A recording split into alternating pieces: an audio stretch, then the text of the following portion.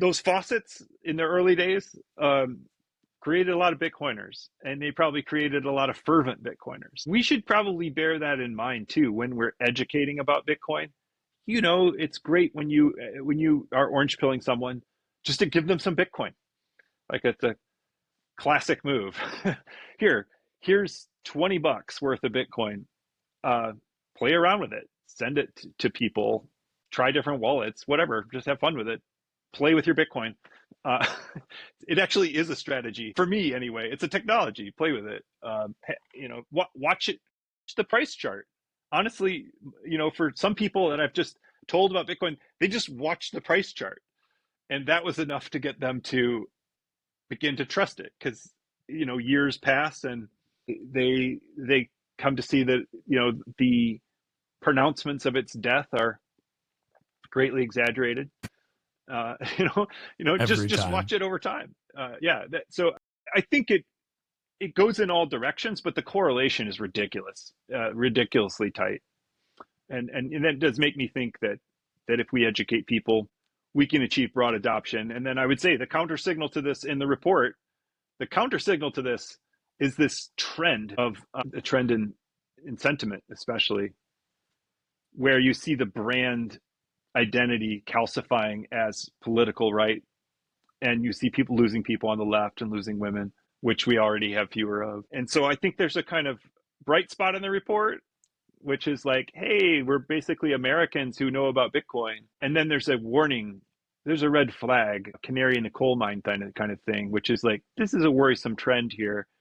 We have a technology that is rapidly growing in value and rapidly growing in institutional integration, government adoption, but it's shifting, it's polarizing in its perception. And frankly, why is it neutral negative across the board, except for owners? Why aren't we positive?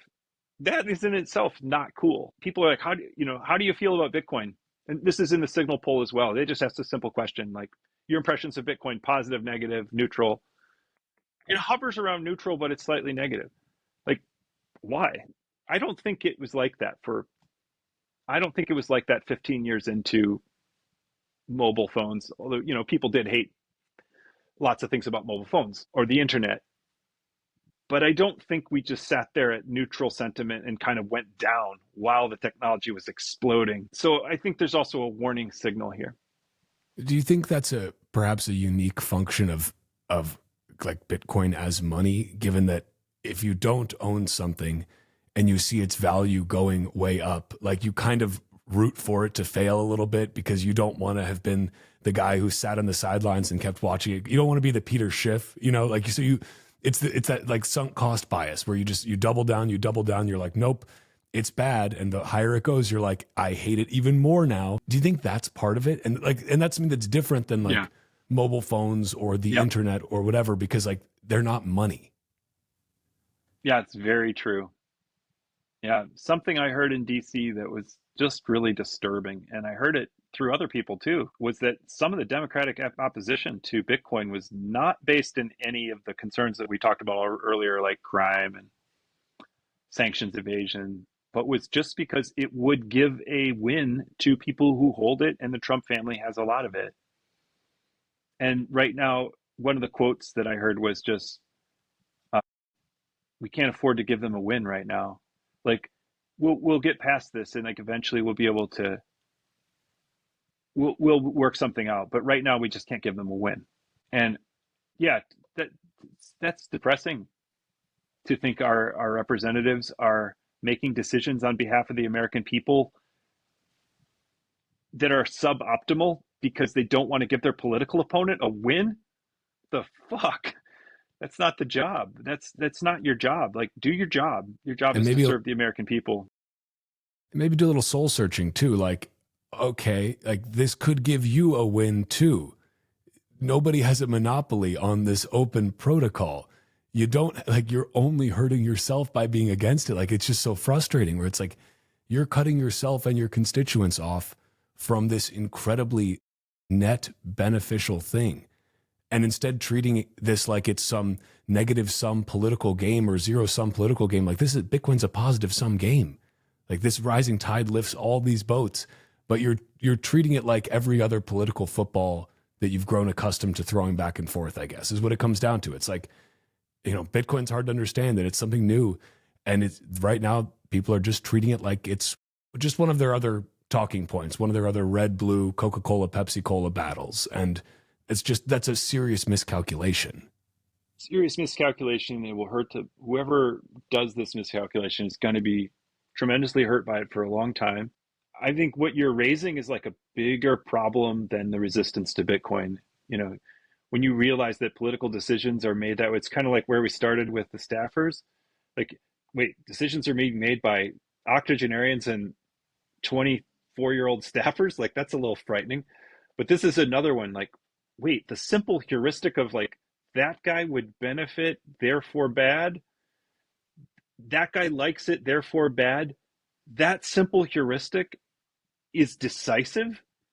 I mean, I understand it as a heuristic. If you got to make a snap judgment and you don't have any time or any other information on a complex subject, and you know that a guy that you generally dislike likes it, then you might say, okay, that's a bad idea. That's not you. You have a staff. You have the ability to investigate things. Donald Trump likes a lot of great things. You know what I mean? That he likes a lot of great things, indisputably, things that we wouldn't even consider. He's in favor of the internet. I'm sure Right. it wouldn't make you not in favor of the internet that he's in favor of it. It's such an incredibly lazy way to make up your mind about something. But it's even more than laziness. It's not just laziness, because they're not lazy people. It's tribal religious warfare. And the not wanting to give him a win is, well, we're engaged in a battle of good and evil, good versus evil, and we must win. It's an existential risk. If we don't, we need to save democracy, blah, blah, right? Get swept into this huge, like, spiritual battle. And that's dangerous. Democracy can't work in a winner-take-all, close-minded way of zero-sum thinking. Democracy requires compromise. It requires accepting ideas from your greatest enemy when they serve your constituents. Like, if it's just rotating, if democracy is just rotating oppression of your enemies by authoritarian parties, then what's the point? We're Iraq. Like, that's, you just want to be in the ethnic majority so that you can just oppress the ethnic minority, right?